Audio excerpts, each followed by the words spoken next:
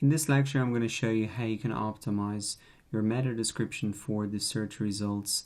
The meta description doesn't actually have any SEO impact, meaning that Google does not take it into consideration when it is deciding how to arrange these web pages in the search results. However, it does have an impact in terms of getting people to click through, because I can see the meta description here underneath the title tag and URL.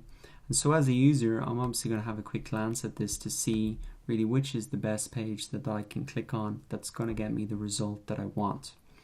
So similar to the title tag, it's going to be important to include your keyword in it.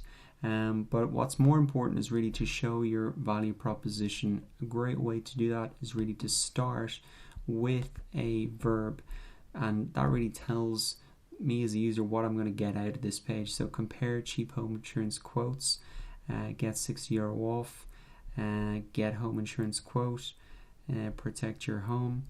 These are kind of great action-based, outcome-focused starts to the meta description that are attractive for me as a user.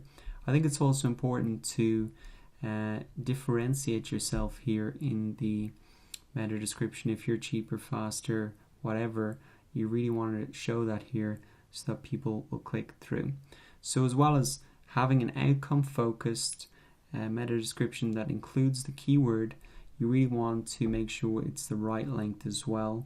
Otherwise it's going to get cut off, similar to the title tag.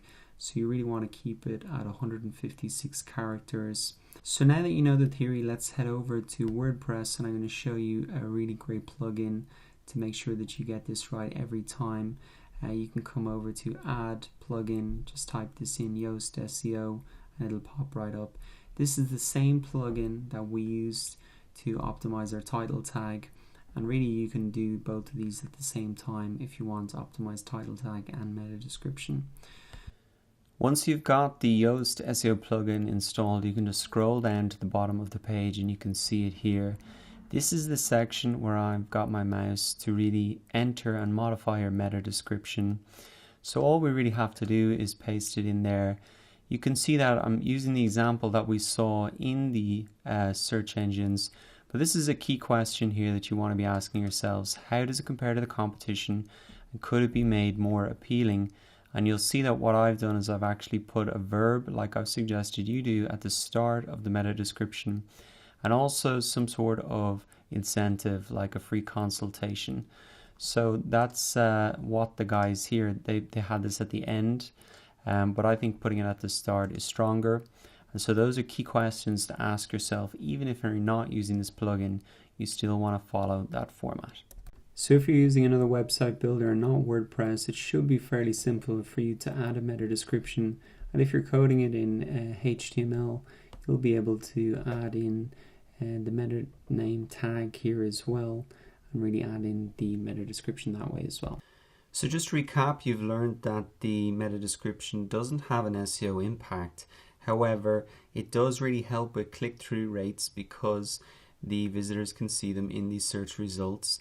So I would encourage you to make them outcome focused, start with a verb, include the keyword, and have it the correct length, which is 156 characters.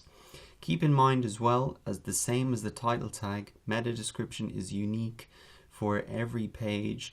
So you really want to craft a unique one for every page that you're trying to rank for in these search results. So let's move on now to the next lecture.